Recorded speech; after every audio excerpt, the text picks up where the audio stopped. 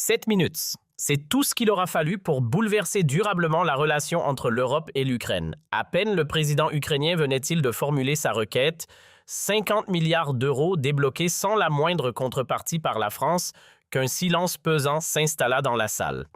Face à lui, le premier ministre français restait impassible.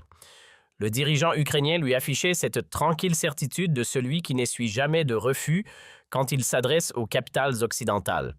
Puis tout bascula. Le chef du gouvernement français se redressa lentement, prit la parole et ses mots glacèrent d'un coup l'ensemble de la délégation venue de Kiev. Loin d'être une simple esquive diplomatique, cette intervention marquait une rupture.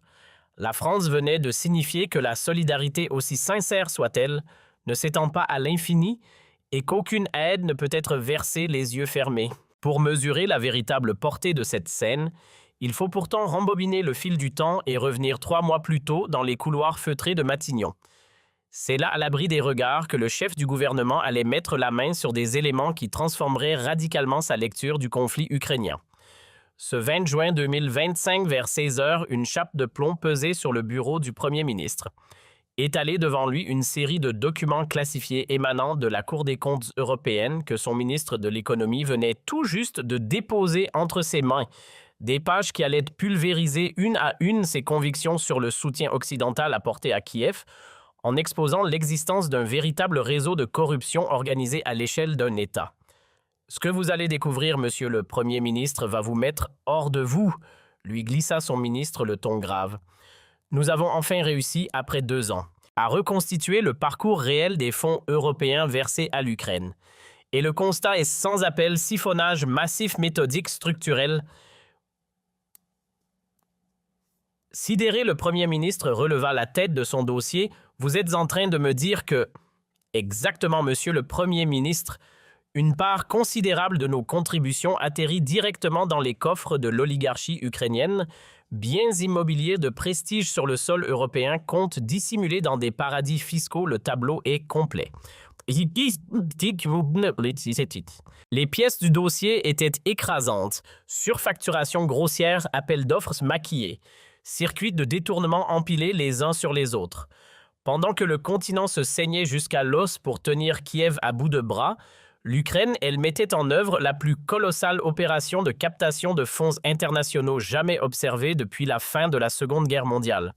Tandis que les ménages français rognaient sur leur quotidien pour soutenir l'effort de guerre à Kiev, une poignée d'oligarques engrangeait des fortunes en silence sur le dos de ces mêmes contribuables.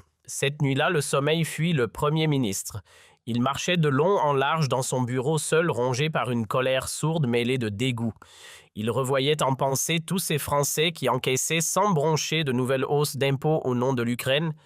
Il songeait à ces millions d'Européens qui repoussaient de leurs projets, leurs vacances, leurs achats, pour soutenir un peuple en guerre, mais surtout il pensait à cette Ukraine au double visage, celle qui réclamait à grands cris l'aide internationale tout en organisant en coulisses son siphonnage à grande échelle pour gonfler les fortunes de ses propres dirigeants. 5 jours plus tard, le 25 juin, le Premier ministre réunit autour de lui le cercle restreint de ses lieutenants, la chef de la diplomatie française, le ministre de l'Intérieur, ainsi que les patrons des services de renseignement extérieur et du ministère des Finances. Dans la pièce, l'air était devenu presque irrespirable. « Mes amis, lança-t-il d'une voix blanche, nous venons de financer la plus colossale arnaque que l'époque moderne ait connue. » Pendant que le président ukrainien multipliait les demandes de fonds supplémentaires, son cercle rapproché vidait nos caisses à une échelle quasi industrielle. Cette comédie a assez duré. Sa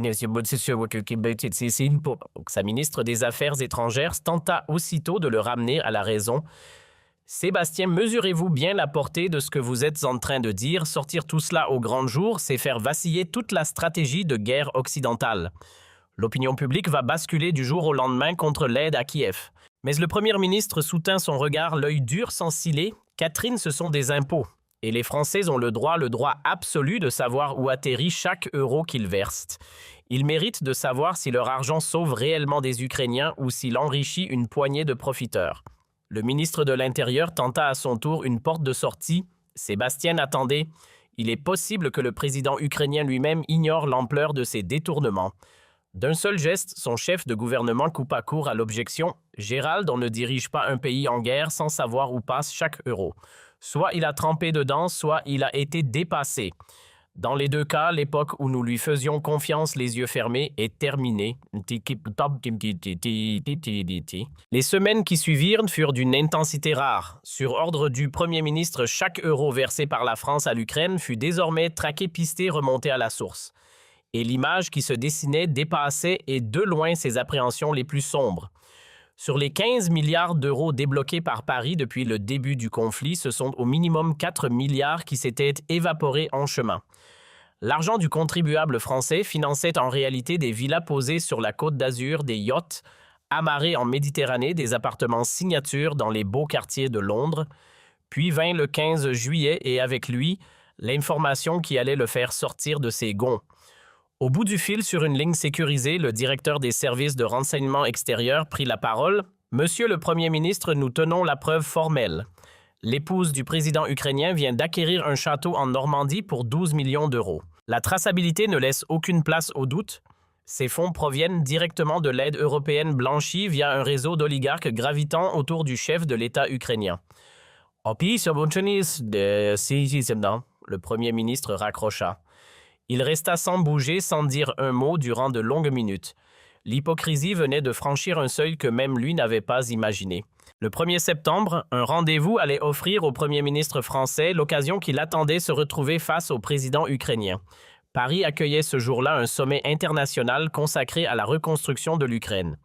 À cette tribune, le chef de l'État ukrainien devait dévoiler la liste de ses nouvelles exigences financières, 50 milliards d'euros supplémentaires présentés comme indispensables pour relever les infrastructures pulvérisées par la guerre. L'ironie de la situation avait quelque chose d'amer, presque grinçant. Celui-là même qui pillait l'aide occidentale s'apprêtait sans la moindre gêne à en réclamer davantage. À bord de l'avion qui le menait de Kiev jusqu'à la capitale française, le président ukrainien peaufinait son discours avec son équipe rapprochée. Il abordait ce déplacement avec une assurance tranquille, fort de son aisance habituelle, à émouvoir les dirigeants occidentaux en convoquant le récit des souffrances de son peuple. Ce qu'il ignorait totalement, c'est qu'il allait cette fois-ci se retrouver face à un interlocuteur qui détenait la vérité crue sur le devenir réel de l'aide occidentale. Sur place à Paris, la conférence baignait dans une atmosphère pesante, presque cérémonielle. Les délégations de 40 pays s'étaient rassemblées autour d'une même question: quel avenir pour l'Ukraine?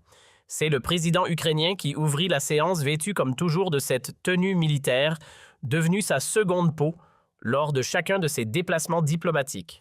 Il entama son intervention par ces mots, qui allaient bientôt prendre une tonalité bien plus amère. « Chers amis, l'Ukraine vous adresse sa profonde gratitude pour votre soutien si généreux, mais cette aide demeure insuffisante au regard de l'ampleur titanesque des chantiers que nous devons mener. » Au premier rang, le Premier ministre français ne quittait pas son visage des yeux. Chaque mot, chaque inflexion, chaque battement de paupières du dirigeant ukrainien était observé, scruté, disséqué. Le président ukrainien poursuivit son intervention. « Nous avons procédé au chiffrage minutieux de nos besoins pour relever nos hôpitaux, nos établissements scolaires et nos infrastructures énergétiques. Le montant nécessaire s'élève à 50 milliards d'euros supplémentaires. » Le chiffre s'abattit sur l'auditoire comme un coup de poing en pleine poitrine. Avec ce talent qu'on lui connaissait pour orchestrer l'émotion, il enchaîna cette somme, expliqua-t-il, incarnait l'espoir tangible de millions d'Ukrainiens aspirant à retrouver une existence normale. Chaque euro accordé, jura-t-il, sauverait des vies, recoudrait des familles, redresserait leur démocratie meurtrie. La salle était suspendue à ses lèvres, gagnée par cette émotion qui accompagnait invariablement ses prises de parole. Je sais que certains parmi vous s'interrogent sur la manière dont l'aide internationale est utilisée, ajouta-t-il. Je tente au passage un coup d'œil furtif en direction du Premier ministre français. Soyez rassurés, pas un centime n'échappe à un usage rigoureux sous la surveillance stricte de nos institutions démocratiques. L'Ukraine ne dilapide pas votre générosité. À ces mots, intérieurement, le chef du gouvernement français bondit. Cet homme mentait sans vergogne sous les yeux même de dirigeants qui rognaient sur leurs propres budgets nationaux pour le soutenir. Le mensonge était d'une telle démesure, d'un cynisme si éclatant, que la colère du Premier ministre français menaçait à présent de déborder. L'Ukraine d'aujourd'hui, lança-t-il en guise de conclusion, c'est l'Europe de demain. En nous tendant la main, c'est votre propre avenir que vous bâtissez. En nous accordant ces 50 milliards, vous investissez dans la paix du continent européen. Il regagna sa place salué par les applaudissements polis et convenus de l'auditoire. Le président de séance ouvrit alors le tour des réactions. Quelqu'un souhaite-t-il réagir à l'intervention du chef de l'État ukrainien? Instinctivement, tous les regards convergèrent vers les principaux contributeurs financiers Berlin, Washington et Paris. Ce qui suivit allait laisser l'Assemblée entière sous le choc. Le premier ministre français se redressa lentement avec une lenteur presque calculée. Il ne sollicita pas la parole, ne déplia aucune fiche, il se contenta de se mettre debout, de croiser les bras et de plonger son regard directement dans celui de son interlocuteur ukrainien. Aussitôt, un silence de plomb tomba sur la salle. Monsieur le Président lâcha-t-il d'une voix posée et tranchante comme la glace. « Je vous remercie pour cette présentation très créative. Permettez-moi à présent de vous soumettre quelques questions concernant l'usage qui a été fait de l'aide française. » Le ton restait courtois en surface. Mais une menace sourde affleurait dans chaque syllabe, une menace qui instinctivement fit pâlir le président ukrainien. « Monsieur le Président, avez-vous une idée précise du montant que la France a versé à l'Ukraine depuis le début de ce conflit ?» Le dirigeant ukrainien hésita, puis bredouilla une réponse vague « 15 milliards d'euros. » Monsieur le Premier ministre, et croyez bien que notre reconnaissance est immense. 15 milliards d'euros, en effet, répéta le Premier ministre français tout en extrayant un dossier de sa mallette. Cela représente 250 € pris à chaque Français enfant compris, soit l'équivalent de 3 mois entiers de salaire minimum dans notre pays. Voilà ce que mes compatriotes ont consenti pour l'Ukraine. Énoncés avec une froideur clinique, ces chiffres firent tomber un malaise palpable sur l'auditoire. À présent, poursuivit-il en ouvrant le dossier devant lui, je voudrais vous montrer ce que sont devenus ces 15 milliards. Il sortit le premier document du paquet, acquisition d'un château en Normandie, 12 millions d'euros. Acheteuse, l'épouse même du président ukrainien. Origine des fonds aide européenne détournés par l'intermédiaire d'un réseau d'oligarques. Le silence qui s'abattit ensuite était proprement assourdissant. Le président ukrainien lui avait viré au blême. Acquisition d'une villa à Cannes, 8 millions d'euros. Acheteur, le fils d'un proche conseiller du président, même origine, même circuit. Les révélations s'enchaînaient l'une après l'autre sans la moindre faiblesse. Acquisition d'un yacht de 25 mètres, 15 millions d'euros. Acheteur, une société écran logée dans un paradis fiscal contrôlé par un oligarque ukrainien notoire. Argent détourné, qui plus est, des fonds destinés à la reconstruction des hôpitaux ukrainiens. Chaque ligne lui résonnait dans la salle comme un coup de massue asséné en pleine tête. Au total, conclut le premier ministre français en relevant les yeux vers son interlocuteur, ce sont 4 milliards d'euros d'aide française qui ont été siphonnés par votre entourage pour s'offrir des biens de prestige aux 4 coins de l'Europe. Soit plus de 65 € dérobés à chaque Français, y compris aux plus modestes d'entre eux. L'accusation était frontale, étayée, écrasante. Le président ukrainien chercha à esquisser un semblant de défense. Monsieur le Premier ministre, ces accusations, je n'en avais pas connaissance, mais le chef du gouvernement français ne lui laissa pas le temps d'achever sa phrase. Pas connaissance, Monsieur le Président, c'est votre propre épouse qui a acquis un château avec l'argent du contribuable français. Et vous voudriez nous faire croire que vous l'ignoriez. Dans la salle, l'onde de choc était dévastatrice. Les représentants des pays donateurs prenaient en direct la pleine mesure du gouffre de corruption qu'abritait Kiev. Certains sortaient discrètement leur téléphone pour prévenir leur chancellerie. D'autres griffonnaient fébrilement sur leur carnet. Tous au même instant comprenaient qu'ils étaient les témoins privilégiés d'un véritable séisme diplomatique. Et ce n'est qu'un début, poursuivit-il avec un calme qui en devenait glaçant.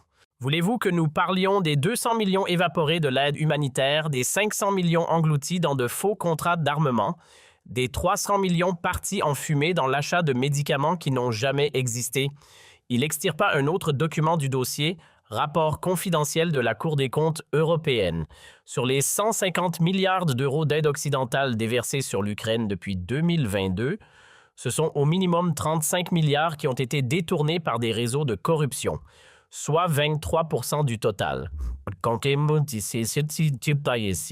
Le pourcentage avec quelque chose de vertigineux. Pendant que nos peuples se privent du nécessaire pour vous tendre la main, enchaîna le Premier ministre français, vos oligarques, eux prospèrent grassement sur notre générosité. Pendant que nos entreprises mettent la clé sous la porte étranglées par des factures d'énergie devenues délirantes à cause de cette guerre, votre entourage lui s'achète des châteaux avec nos euros. Le président ukrainien semblait à présent réduit en miettes. Il tentait de reprendre la main en vain, son interlocuteur poursuivait son réquisitoire sans la moindre clémence. Et c'est dans cette situation que vous venez nous réclamer 50 milliards supplémentaires. Vous avez le culot de venir solliciter encore plus de fonds après avoir siphonné les précédents. Il pivota alors vers l'auditoire. « Mesdames, messieurs, représentants des pays donateurs, êtes-vous réellement disposés à débourser 50 milliards de plus pour engraisser les oligarques ukrainiens? Souhaitez-vous vraiment que vos contribuables continuent de financer leurs yachts et leurs châteaux pendant qu'ils ont eux-mêmes du mal à régler leurs propres factures ?» La question retomba dans un silence de plomb. Le premier ministre français pivota de nouveau vers son interlocuteur ukrainien. Monsieur le Président, laissez-moi vous exposer la marche à suivre que la France va désormais adopter. Sa voix s'était durcie jusqu'à devenir presque cassante. Premièrement, et avec effet immédiat, Paris gèle l'intégralité de son soutien financier à l'Ukraine. Aucune reprise ne sera envisagée tant que les 4 milliards d'euros détournés n'auront pas été reversés jusqu'au dernier centime. L'annonce souleva aussitôt une onde de murmures dans la salle. Jamais depuis le début du conflit, un pays occidental n'avait osé suspendre son aide à Kiev. Deuxièmement, toute somme qui viendrait à être débloquée à l'avenir sera placée sous la surveillance directe des autorités françaises.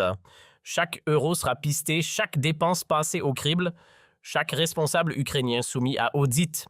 Les conditions posées avaient quelque chose de draconien, presque humiliant pour l'Ukraine. Troisièmement, la France réclame la divulgation publique et totale du patrimoine de chacun des dirigeants ukrainiens sans exception, y compris le vôtre, Monsieur le Président. L'ère de l'opacité des comptes dissimulés de l'enrichissement sur le dos des victimes de cette guerre est révolue. Et pour finir, ajouta-t-il, si ces conditions ne reçoivent pas votre accord dans un délai de 48 heures, la France retirera de manière définitive et irrévocable son soutien à l'Ukraine et rendra publique la totalité des éléments qu'elle a recueillis sur la corruption qui ronge votre régime. L'ultimatum était posé net, brutal, sans appel possible. Le président ukrainien se retrouvait dans une impasse, coincé, piégé, démoli en public. Il ne pouvait ni s'incliner devant ces conditions infamantes, ni les rejeter sans perdre dans la foulée le précieux appui de Paris. « Monsieur le Président, conclut le chef du gouvernement français, vous nous avez menti. Vous avez bafoué la confiance que nous avions placée en vous. Vous avez subtilisé l'argent de peuples qui se saignaient pour vous secourir. Cette page est désormais tournée. L'aide occidentale ne sera plus jamais accordée les yeux fermés. » Il regagna son siège dans un silence sépulcral. Le dirigeant ukrainien, lui, restait pétrifié dans l'incapacité de formuler la moindre réplique. Pour la toute première fois depuis l'éclatement de la guerre, il subissait une humiliation publique, se voyait placé face à ses propres responsabilités et contraint malgré lui de rendre des comptes. Ce qui se déroula durant les heures qui suivirent allait bouleverser de fond en comble la mécanique de l'aide occidentale à l'Ukraine. Dès le lendemain matin, les États représentés à la conférence annoncèrent l'un après l'autre le gel de leurs versements dans l'attente de précisions sur l'usage qui avait été fait des sommes déjà allouées. Berlin, La Haye et Varsovie, tous sans exception, exigèrent des audits complets et approfondis. Les rédactions du monde entier s'enflammèrent. À la une, les manchettes se faisaient écho. L'Ukraine éclaboussée par un scandale de corruption. Le président ukrainien rattrapé par ses mensonges. La fin du soutien aveugle à Kiev. D'un continent à l'autre, les révélations venues de Paris produisaient l'effet d'une véritable déflagration. Mais c'est sur le sol ukrainien lui-même que l'onde de choc allait se révéler la plus ravageuse. Acculé par la suspension générale de l'aide occidentale, le président ukrainien dut se résoudre à limoger une dizaine de ministres et de hauts responsables compromis dans les filières de détournement. Y compris au sein de sa propre formation politique, les premières fissures apparurent, des voix réclamaient ouvertement son départ. Du côté français, en revanche, les répercussions furent immédiates et proprement spectaculaires. Les indicateurs d'opinion concernant le Premier ministre s'envolèrent littéralement. En l'espace de 48 heures, sa cote favorable bondit de 61 à 81%. Voilà des mois que l'on n'avait pas vu un dirigeant français se dresser ainsi pour protéger les deniers de ses propres concitoyens face à la corruption venue d'ailleurs. Le tissu industriel hexagonal salua le geste avec enthousiasme. Enfin, un homme d'État qui défend nos intérêts nationaux, s'exclamait l'organisation patronale française la plus représentative. Il était grand temps qu'on ose nommer cette mascarade ukrainienne pour ce qu'elle est, abondait dans le même sens le porte-voix des petites et moyennes entreprises. L'économie française. Soulagé de voir enfin son aide à Kiev assortie de conditions strictes retrouver des couleurs. Une semaine après le séisme parisien, le président ukrainien tenta in extremis de sauver les meubles en procédant à un remaniement gouvernemental d'une rare ampleur. Mais le mal était déjà fait profondément. Sa crédibilité sur la scène internationale était en miettes. Son autorité sur le plan intérieur vacillait dangereusement. Pour la première fois depuis le déclenchement du conflit, son pouvoir lui-même paraissait sur le point de céder. 2 semaines jour pour jour après le sommet parisien, l'inconcevable se produisit. Ce 15 septembre, le Parlement ukrainien adopta une motion de défiance dirigée contre son propre président. Pour la première fois depuis sa prise de fonction, le chef de l'État ukrainien se voyait désavoué publiquement par les députés de son pays. Cette secousse politique surgit au cœur même de Kiev, marqua un point de bascule dans tout le conflit. L'Occident lui prit la pleine mesure d'une évidence, il ne pouvait plus continuer à soutenir sans poser de questions un régime gangrené par la corruption.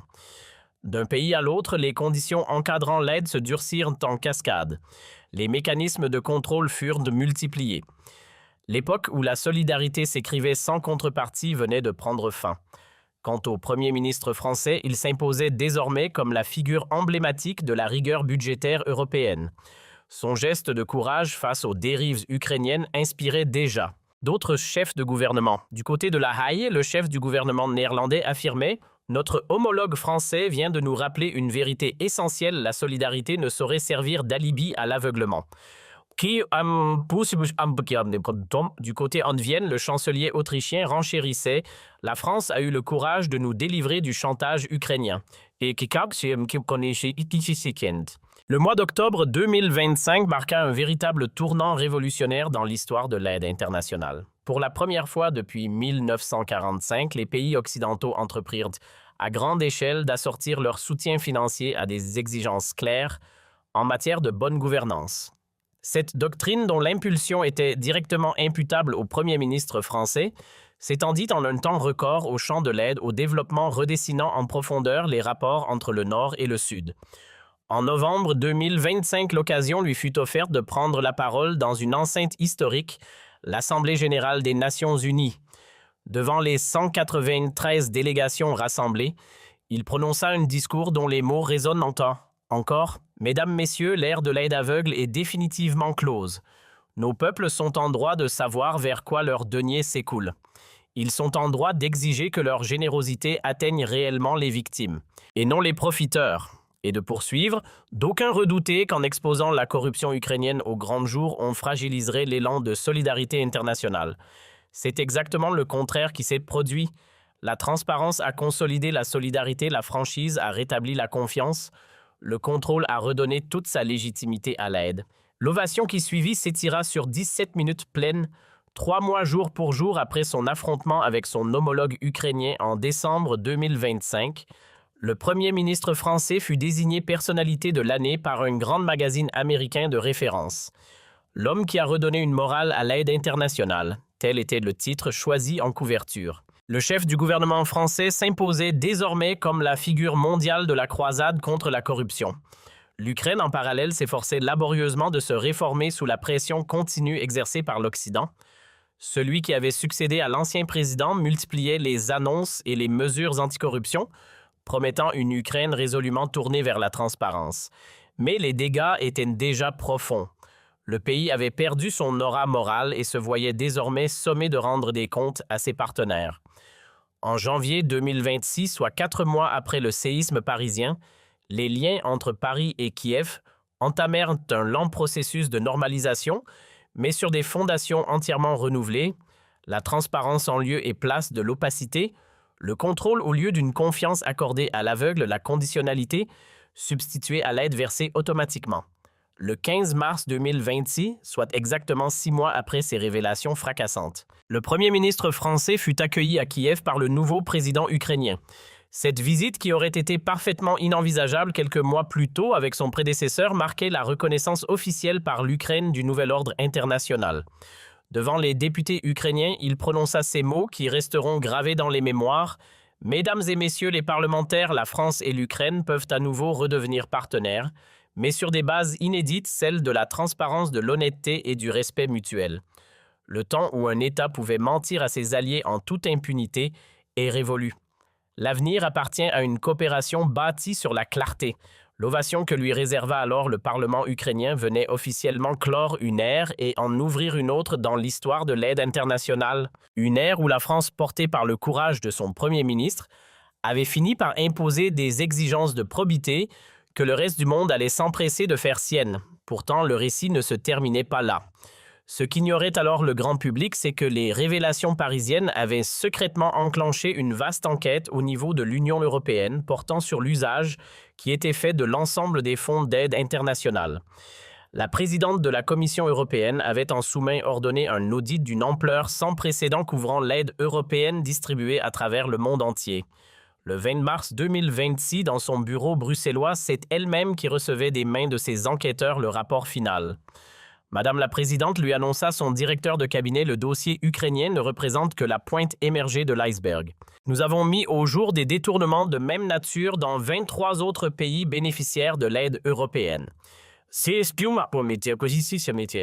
L'ampleur du scandale dépassait toutes les estimations préalables. Cette nouvelle salve de révélations entraîna une refonte radicale du système international d'aide. L'Europe adopta sans réserve les standards portés par le Premier ministre français. Traçabilité absolue, surveillance permanente, sanctions immédiates, au moindre soupçon de détournement. L'aide internationale entrait dès lors dans une ère inédite placée sous le signe de la transparence. Pendant ce temps, dans la capitale française, le Premier ministre voyait affluer sur son bureau des informations plus explosives encore. Les services de renseignement extérieurs venaient tout juste de mettre la main sur les comptes dissimulés à l'étranger où dormait l'argent détourné.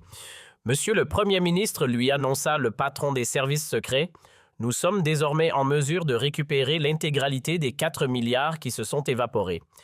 L'argent du contribuable français va revenir en totalité dans les caisses de l'État. » Le 1er avril 2026, en grande pompe, le chef du gouvernement annonça publiquement la récupération complète des sommes siphonnées par les réseaux ukrainiens. Cette victoire hautement symbolique scellait définitivement la révolution morale qu'il avait imposée à l'aide internationale. Jamais dans toute l'histoire moderne, un État n'était parvenu à reprendre l'intégralité d'une aide détournée par un bénéficiaire corrompu. L'effet de cette restitution sur l'opinion française fut considérable, presque psychologique. Les contribuables comprenaient soudain qu'il était possible, même après des années, de récupérer un argent qu'on leur avait volé.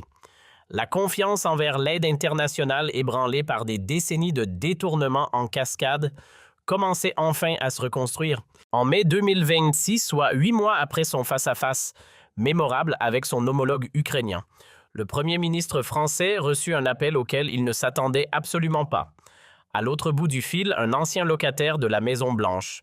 Sébastien lui glissa: « L'ancien président américain, vous venez d'accomplir ce que nous-mêmes n'avons jamais osé entreprendre, redonner une morale à l'aide internationale. Le courage dont vous avez fait preuve face au président ukrainien a inspiré le monde entier.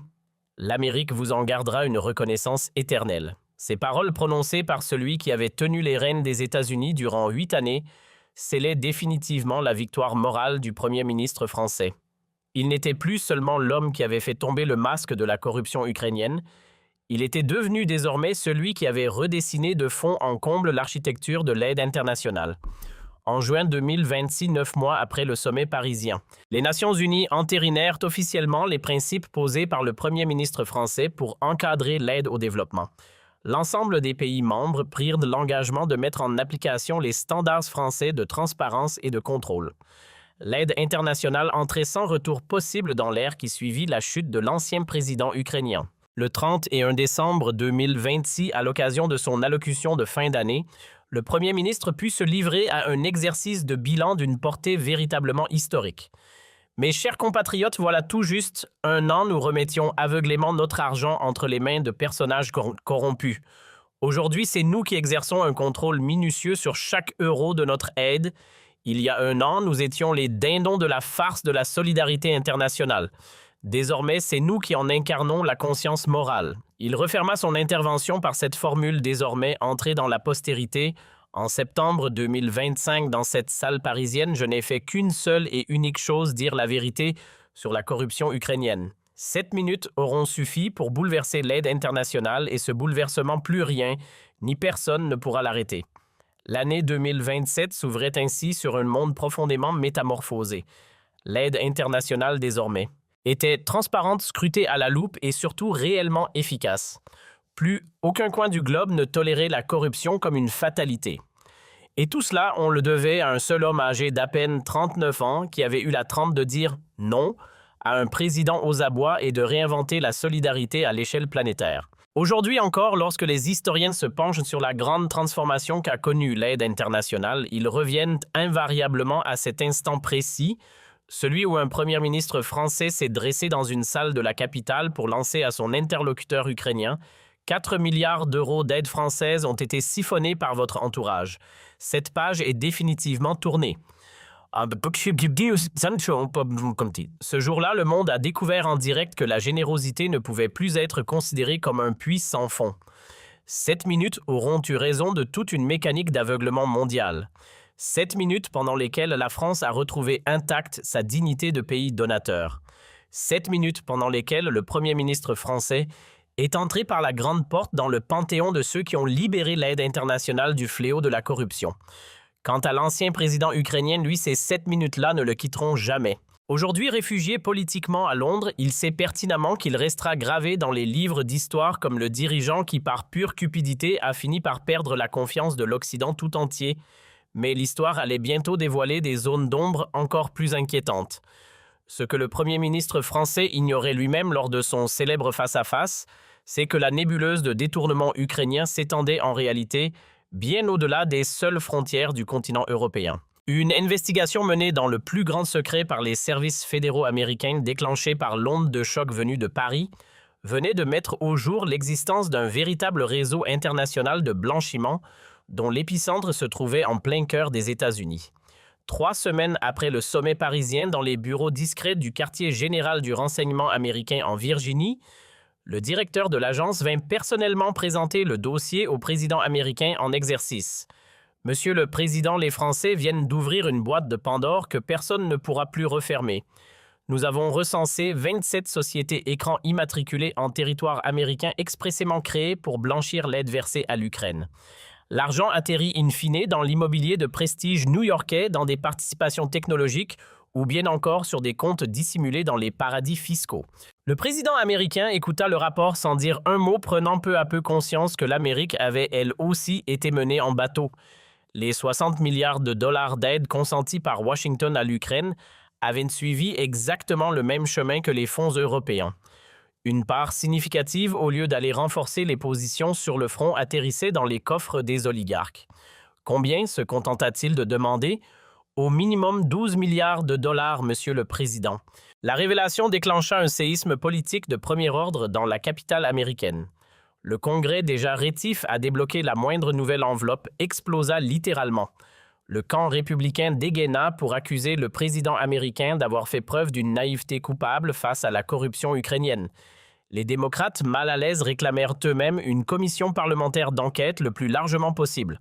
Pour la première fois depuis le déclenchement du conflit, l'aide américaine à destination de l'Ukraine fut purement et simplement gelée par les parlementaires. Pendant ce temps, à Kiev, la situation virait au chaos pur et simple.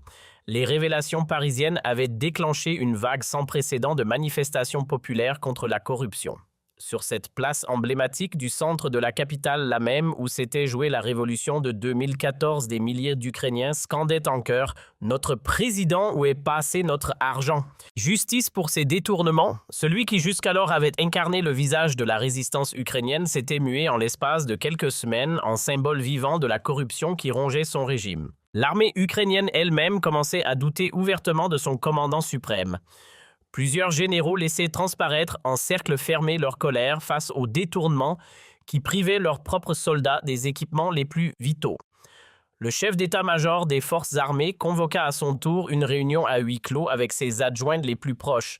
Messieurs, voilà que nous menons cette guerre avec des armes dépassées pendant que nos dirigeants se payaient des châteaux sur le territoire français. Cette situation a tout simplement assez duré. Le 25 septembre 2025, soit un mois jour après le coup de tonnerre venu de Paris, ce que nul n'aurait osé imaginer se produisit, l'armée ukrainienne publia un communiqué officiel exigeant une clarification totale et publique sur l'usage qui avait été fait de l'aide internationale. Le geste formulé en termes diplomatiques n'en constituait pas moins un désaveu à peine voilé du président par sa propre armée. L'homme qui dirigeait l'Ukraine venait de perdre le soutien de l'institution même qu'il avait en son temps hissée jusqu'au sommet du pouvoir. Ce désaveu venu de l'institution militaire précipita inéluctablement la chute du président ukrainien. Le 30 septembre, le Parlement ukrainien adopta sa destitution à une majorité véritablement écrasante. Celui qui avait pourtant incarné aux yeux du monde le visage de la résistance européenne face au Kremlin ne tombait pas sous les bombardements ennemis, mais sous le poids de sa propre corruption révélée au grand jour par un premier ministre venu de Paris. L'ironie de l'histoire voulut qu'il apprenne la nouvelle de sa destitution depuis l'enceinte même de son château normand acquis grâce à l'argent de l'aide européenne. Les images de cette résidence française captées par les drones des reporters firent en quelques heures le tour de la planète. Déchu, humilié, l'ex-président ukrainien se voyait contraint à l'exil, un exil paradoxalement abrité dans une propriété qui avait été financée par l'argent même des alliés qu'il venait de trahir. Mais la révolution morale enclenchée par le premier ministre français n'allait nullement s'arrêter aux frontières de l'Ukraine. Elle se propagea à la manière d'une traînée de poudre à l'ensemble de l'aide internationale. Dès le mois d'octobre 2025, l'affaire s'étendit jusqu'au continent africain lorsque Paris mit au jour des mécaniques de détournement quasi identiques dans plusieurs États bénéficiaires de son aide. Un chef d'État ouest-africain, un premier ministre d'une autre nation voisine, un ministre des Finances d'un pays insulaire de l'océan Indien, tous se retrouvèrent impliqués à des degrés divers dans des circuits siphonnant l'aide versée par la France. Ce prolongement africain du scandale offrit au Premier ministre français l'occasion d'élargir et de généraliser sa doctrine. Le 15 octobre, il annonça la mise sur pied d'une agence française dédiée au contrôle de l'aide internationale, dotée de prérogatives d'investigation hors du commun. Désormais, tout pays souhaitant bénéficier de l'aide française devait s'engager à accepter des inspections inopinées, à rendre public l'état de son patrimoine et à pouvoir tracer jusqu'au dernier euro l'usage des fonds reçus. Les révélations dès lors ne firent plus que s'enchaîner aux quatre coins du globe. Berlin découvrit qu'environ 2 milliards d'euros de son aide avaient été détournés par des dirigeants africains. Londres, à son tour, mit au jour des mécaniques semblables sur le continent asiatique. La Haye, Stockholm, Rome, l'ensemble des pays donateurs prenaient peu à peu la pleine mesure de l'ampleur d'une corruption qu'ils avaient, sans le savoir, contribué à alimenter. Cette véritable prise de conscience à l'échelle planétaire déclencha une refonte intégrale du système d'aide internationale. L'Organisation des pays développés à vocation économique fit des standards portés par le Premier ministre français la nouvelle référence mondiale. L'institution financière internationale chargée des prêts au développement révisa ses critères d'octroi. Le grand bailleur mondial du système monétaire durcit à son tour les conditions attachées à ses programmes. L'ère de l'aide accordée à l'aveuglette appartenait définitivement au passé. Mais la victoire la plus chargée de symbolique allait surgir là où le Premier ministre français l'attendait sans doute le moins depuis l'Ukraine elle-même. Le nouveau chef de l'État ukrainien fraîchement entré en fonction posa un geste sans aucun précédent dans l'histoire diplomatique récente. Le 1er novembre 2025, il se déplaça en personne jusqu'à la capitale française pour adresser à Paris des excuses officielles et proposer le remboursement intégral des sommes qui avaient été siphonnées. Monsieur le Premier ministre, déclara-t-il dans les salons de l'hôtel de Matignon, c'est au nom même du peuple ukrainien que je viens vous présenter aujourd'hui mes excuses les plus sincères. L'Ukraine nouvelle, dont je suis désormais la voix, s'engage solennellement à rembourser dans leur totalité les 4 milliards d'euros détournés, intérêts compris. Notre volonté est claire, reconquérir l'honneur que nos prédécesseurs nous ont fait perdre. Cette démarche filmée sous tous les angles et retransmise instantanément sur l'ensemble de la planète scellait la victoire morale désormais totale et incontestable du Premier ministre français. L'année 2026 vint confirmer mois après mois que la révolution qu'il avait initiée avait durablement transformé les relations internationales. L'aide au développement désormais était plus efficace, mieux encadrée et surtout véritablement utile aux populations qu'elle prétendait servir. Les détournements à l'échelle mondiale chutèrent dans des proportions vertigineuses autour de 80%, libérant ainsi des milliards qui purent enfin être réorientés vers les véritables urgences humanitaires. En mars 2026, soit 6 mois après son face-à-face mémorable avec son homologue ukrainien, le Premier ministre français se vit décerner une distinction qui couronnait l'ensemble de son œuvre, le prix Nobel de la paix. Le comité norvégien motiva ainsi son choix, il avait, selon ses propres termes, révolutionné l'aide internationale en y instillant la transparence et l'efficacité, et son courage face à la corruption avait permis de sauvegarder des milliards qui étaient destinés aux populations les plus démunies de la planète. Dans son discours de réception prononcé à Oslo, le Premier ministre français livra des mots qui resteront définitivement gravés dans l'histoire. « Cette distinction n'est pas la mienne. Elle revient à toutes celles et tous ceux qui refusent par principe que la générosité humaine soit détournée par la cupidité. Elle revient aux contribuables du monde entier qui ont le droit légitime de savoir où s'écoule leur argent. Elle revient enfin aux vrais déshérités de cette planète, enfin protégés des faux pauvres qui jusqu'alors les dépouillaient en silence. L'impact de cette consécration fut tout simplement considérable. Le Premier ministre français s'était en quelques mois hissé au rang de figure mondiale sollicitée par toutes les chancelleries consultées à propos de toutes les réformes en chantier. Grâce à lui, la France avait retrouvé son rang de conscience morale de l'humanité. Paris redevenait dans les esprits comme dans les faits la capitale historique des droits de l'homme, y compris désormais du droit à une aide honnête. Mais la consécration ultime allait survenir en juin 2026 lorsque l'Assemblée générale des Nations unies adopta à l'unanimité de ses membres la Déclaration universelle des droits des donateurs. Ce texte fondateur directement inspiré par la croisade menée par le Premier ministre français posait pour la toute première fois dans l'histoire de la diplomatie les droits dont disposaient les pays qui donnent face à ceux qui reçoivent. Son article 1er stipulait que tout donateur jouissait du droit fondamental de connaître dans le détail l'usage qui était fait de son aide. Son deuxième article posait sans la moindre ambiguïté que tout détournement d'aide internationale s'apparentait désormais à un crime contre l'humanité. Quant à son troisième article, il consacrait le principe selon lequel aucune aide ne pouvait être octroyée sans la contrepartie absolue d'une exigence de transparence. Tous ces principes, d'une portée véritablement révolutionnaire, étaient le fruit direct de l'expérience qu'avait traversée la France dans son bras de fer avec l'Ukraine. En septembre 2026, soit exactement 1 an jour pour jour après son fameux face-à-face, avec son homologue ukrainien, le Premier ministre français put enfin prendre la pleine mesure de l'ampleur de la révolution qu'il avait déclenchée. L'aide internationale avait en l'espace de 12 mois à peine gagné en efficacité, en transparence et surtout en respect à la fois envers ceux qui donnaient et envers ceux qui en étaient les véritables bénéficiaires. Aux 4 coins de la planète, la corruption avait reculé, libérant ainsi des ressources d'une ampleur considérable au profit d'un développement authentique et tangible.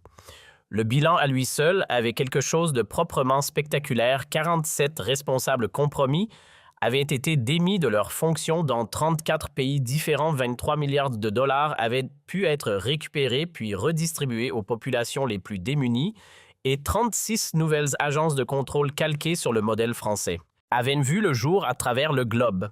La doctrine portée par le Premier ministre français était désormais devenue la norme universellement reconnue en matière d'aide au développement. Cette métamorphose, bien évidemment, ne passa nullement inaperçue sur le sol français. Les enquêtes d'opinion révélaient que 94% des Français approuvaient sans réserve la politique d'aide conditionnelle conduite par leur Premier ministre. Pour la première fois depuis des décennies entières, l'opinion publique française soutenait massivement et de manière franche l'aide internationale, convaincue enfin qu'elle servait à quelque chose de réellement utile.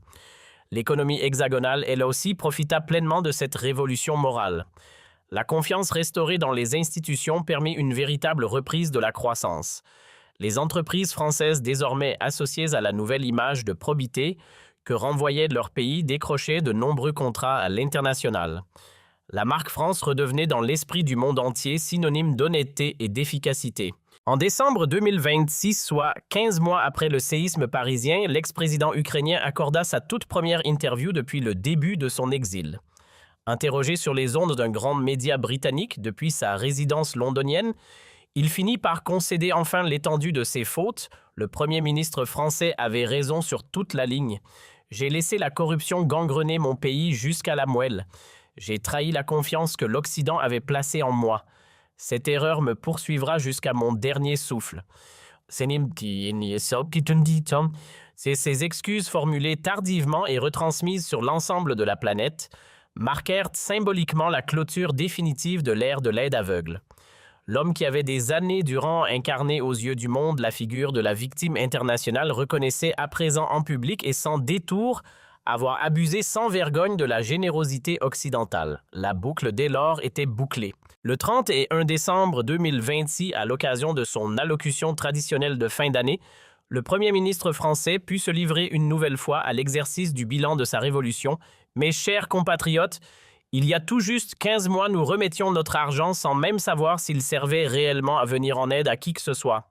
Aujourd'hui, chaque euro versé par la France est tracé, contrôlé et surtout réellement efficace. Nous avons ensemble redessiné les contours même de la solidarité internationale. Il referma son intervention sur ces paroles qui prirent peu à peu la dimension d'une prophétie confirmée par les faits. Le temps où des hommes corrompus pouvaient impunément faire main basse sur l'aide humanitaire appartient définitivement au passé. Nous avons restitué à la générosité humaine sa dignité originelle, et c'est cette dignité désormais qui portera l'espérance du monde. L'année 2027 s'ouvrait ainsi sur une planète qui avait été transformée de fond en comble par l'audace d'un homme seul.